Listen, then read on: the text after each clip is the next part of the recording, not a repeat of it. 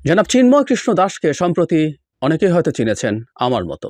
আমি আগে তাকে চিনতাম না, কিন্তু সম্প্রতি চিনেছি।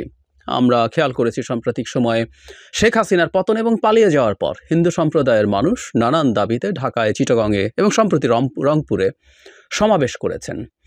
সেই সমাবেশে এই জনাব চিন্ময়কে আমরা বক্তৃতা করতে শুনেছি। তার যে বক্তৃতা, তার সেই বক্তৃতার কারণে তিনি আমাদের সামনে এসে হাজির হয়েছে, তিনি সাক্ষাৎকারও দিচ্ছেন। সেই চিন্ময় আজ গ্রেফতার হয়েছেন। নিউজে নিশ্চয়ই অনেকে খেয়াল করেছেন, তিনি ঢাকা বিমানবন্দর থেকে গ্রেফতার হয়েছেন। তিনি চিটাগং যাচ্ছিলেন। তাকে ডিবির একটা দল গ্রেফতার করে এবং ডিবি জানায় যে পুলিশের কোনো একটা জায়গা থেকে তাদেরকে গ্রেফতার করার আবেদন করা হয়েছিল, তারা করে তাদের কাছে হস্তান্তর করবেন।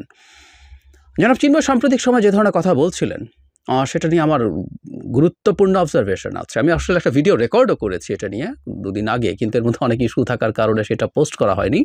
আশা করছি কাল সকালে পোস্ট করব, সেখানে আমি এটা নিয়ে বিস্তারিতভাবে কথা বলেছি।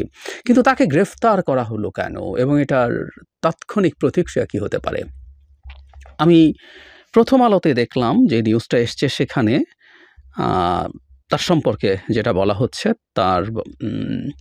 তাকে সম্মিলিত সনাতনী জাগরণী জোটের মুখপাত্র উনি হচ্ছেন, তাই ওনার পদ এখন পুণ্ডরিক ধামের অধ্যক্ষ চিন্ময় কৃষ্ণ দাস ব্রহ্মচারী। উনি ইসকনের সদস্য ছিলেন, খুবই গুরুত্বপূর্ণ সদস্য। কিন্তু প্রথম আলোর এই রিপোর্টে দেখলাম যে তাকে সম্প্রতি নাকি বহিষ্কার করা হয়েছে। ওই চট্টগ্রামে কিছু ঘটনা ঘটেছে, এই বহিষ্কারটাকে আমরা আসলে খুব সিগনিফিক্যান্টলি না দেখে এটা এক ধরনের তাৎক্ষণিক প্রতিক্রিয়া হিসাবে দেখতে পারি। যাই হোক, উনি ইসকনের সদস্য। যাই হোক, সাম্প্রতিক সময় ইসকনকে নিয়ে পাল্টাপাল্টি মন্তব্য, প্রতিক্রিয়া, স্ট্যাটাস, হামলা, এটা নিয়ে অনেক ঘটনা ঘটেছে। সেই প্রেক্ষাপটে তিনি খুবই আলোচিত। এবং যখন একজন হিন্দু নেতাকে গ্রেফতার করা হয় এভাবে, মানে হিন্দু নেতা কথাটা এই কারণে বলছি, তিনি ইসকন মোটেও হিন্দু ধর্মের কোনো বিষয় না, এটা একটা সাংস্কৃতিক সংগঠন হিসেবে তারা দেখানোর চেষ্টা করে। এবং এটা মূলত আসলে একটা হিন্দুত্ববাদী, মানে হিন্দু ধর্ম আর হিন্দুত্ববাদ ডিফারেন্ট জিনিস, আমরা এটা জানি। যাই হোক, সেই ইসকনের নেতাকে যখন গ্রেফতার করা হয়েছে, এটার পোর্ট্রেয়াল কেমন হবে গ্লোবালি, বিশেষ করে ভারতে, এবং ভারত সেটাকে বাইরে সেল করবে। সুতরাং চিন্ময়ের গ্রেফতারটা খুবই খুবই ট্রিকি ছিল। আমি আশা করতে চাই সরকার সব দিক যথেষ্ট ওজন দিয়ে ঠিকঠাক করেছে, কারণ সাম্প্রতিক সময়ে বাংলাদেশে হিন্দু সম্প্রদায়ের উপরে হামলা হচ্ছে, এই ন্যারেটিভ ভারত তৈরি করার চেষ্টা করেছে।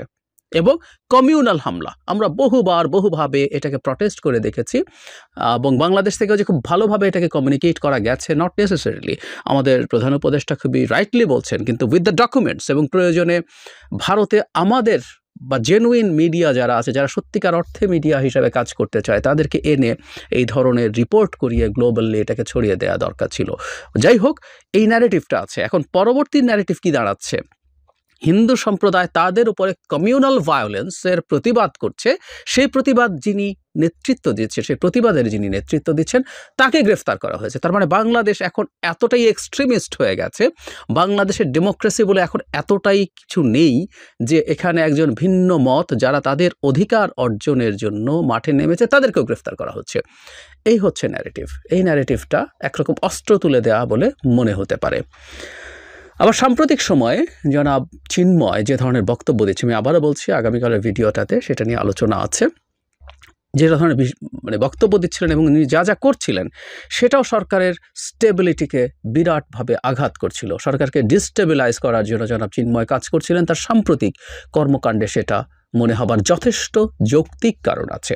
আর আপনি যতটুকু তথ্য মিডিয়ায় পাবলিশড নিউজ থেকে পাই, সরকারের কাছে তার চেয়ে বেশি তথ্য থাকার কথা। অবশ্য আমি আজকেই কিছুক্ষণ আগের একটা ভিডিওতে বলেছি যে 1 লাখ থেকে 1 কোটি টাকা সুদমুক্ত ঋণ পাবে বিনা জামানতে, এরকম লিফলেট দেয়া, এরকম জনসংযোগ করার কোনো তথ্য সরকার আদৌ পায়নি। এটাও আমার কাছে খুব অবিশ্বাস্য লেগেছে। যাই হোক, সরকার আরও বেশি তথ্য জানার কথা, এবং সরকার নিশ্চয়ই এই দুটো দিক ওজন করেই তাকে গ্রেফতারের সিদ্ধান্ত নিয়েছে। আমি আশা করি তারা এটা রাইটলি করেছেন। কিন্তু এখানে একটা খুব গুরুত্বপূর্ণ কাজ আছে। জনাব চিন্ময়ের গ্রেফতার যে একজন হিন্দু সম্প্রদায়ের নেতা, যিনি হিন্দু সম্প্রদায়ের অধিকার নিয়ে ফাইট করছেন বলে অ্যাপারেন্টলি সেল করার চেষ্টা করা হবে, সেটা যে ঠিক না। তাকে যে গ্রেফতার করা হয়েছে তার পিছনে কী কী ভ্যালিড রিজনস আছে, সেই তথ্যগুলো সবাইকে জানানো। এর মধ্যে আমরা দেখেছি হিন্দু সম্প্রদায়ের বেশ কিছু মানুষ তাকে যে থানায় নেওয়া হয়েছে সেখানে রাস্তা ব্লক করেছেন শাহবাগে, যান চলাচলে বিঘ্ন ঘটেছে, শেষ পর্যন্ত সেটাকে সরিয়ে দেয়া গেছে। হিন্দু বৌদ্ধ খ্রিস্টান ঐক্য পরিষদ ইনস্ট্যান্টলি এটা নিয়ে বিবৃতি দিয়েছেন। মানে আমি এটাও খুব অবাক হই, শুধু কোনো তাদের সম্প্রদায়ের একজন মানুষ, তাদের যে পরিষদ আছে সেখানকার অন্তর্ভুক্ত একটা ধর্মের পরিষদের একজন মানুষ গ্রেফতার হয়েছেন, সেটার জন্য ইনস্ট্যান্টলি স্ট্যাটাস দিয়ে দেবেন। সেটা জানার আগে তাদের উচিত ছিল সরকারের সাথে আলোচনা করে বোঝার চেষ্টা করা সরকার তাদেরকে কি জানাচ্ছে। এই হিন্দু বৌদ্ধ খ্রিস্টান পরিষদই জানা বেনজির যখন মানে গোপালগঞ্জে হিন্দু সম্প্রদায়ের শত শত একর জমি দখল করছিলেন, টু শব্দও করেননি, তারা জানতেন না, তারা চোখ বন্ধ করেছিলেন, নিশ্চিতভাবেই ছিলেন। পরে যখন প্রকাশিত হলো তারপর তারা সেখানে গিয়েছে, সেখানকার হিন্দু সম্প্রদায়ের মানুষ কিছুই জানায়নি। I don't believe. সো এসব সংগঠনের কর্মকাণ্ড নিয়েও প্রশ্ন তোলার সুযোগ আছে। যাই হোক, সেদিকে যাচ্ছি না। সরকারের আসলে উচিত হবে টু কমিউনিকেট।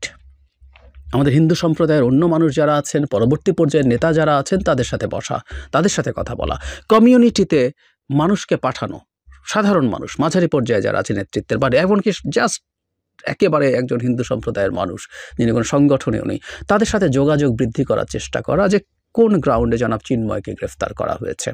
কারণ শুধু ঢাকা ইনস্ট্যান্ট এই যে তাদের জমায়েত হওয়ার চেষ্টা তা না, এটাকে কেন্দ্র করে আরও বিভিন্নভাবে তাদের জমায়েত ছড়িয়ে দেওয়ার চেষ্টা হতে পারে, এবং প্রতিটা জমায়েত হওয়ার চেষ্টা মানে এর মধ্যে স্যাবোটাজের প্ল্যান থাকতে পারে। হিন্দু সম্প্রদায়কে কেন্দ্র করে বাংলাদেশে একটা হিন্দু কার্ড খেলার সম্ভাবনা আমি দেখছি। কার্ডে খেলা শুরু হয়ে গেছে, কিন্তু মূল কার্ডগুলো এখনো ফেলা হয়নি। সরকারকে এই ব্যাপারগুলো খুব সতর্কতার সাথে ভাবা দরকার, খুব সতর্কতাভাবে ডিল করা দরকার।